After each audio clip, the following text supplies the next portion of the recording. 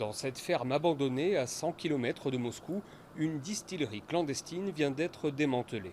La prise, plus de 100 000 bouteilles d'un demi-litre de vodka de contrebande, fausse étiquette et faux timbre fiscal inclus.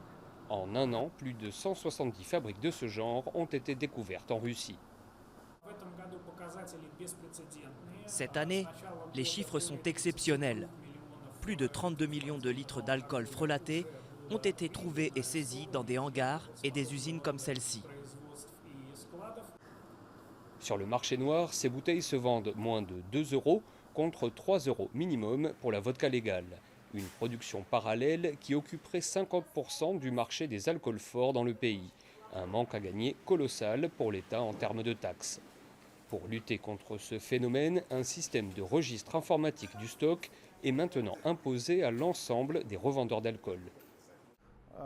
Le caissier scanne ce timbre fiscal et le système reçoit les données de toute la chaîne de production de cette bouteille, depuis le producteur jusqu'au point de vente, en passant par l'importateur.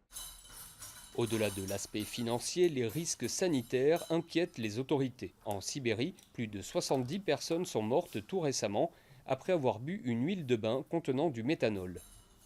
Autre substitut à l'alcool légal, les produits d'entretien, l'antigel pour voiture ou encore certaines liqueurs pharmaceutiques vendues à quelques centimes d'euros le flacon.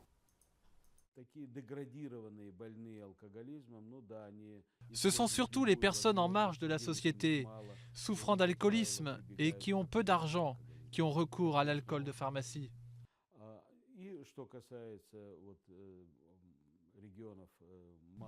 En revanche, dans les régions peu peuplées, c'est surtout l'alcool artisanal qui est consommé.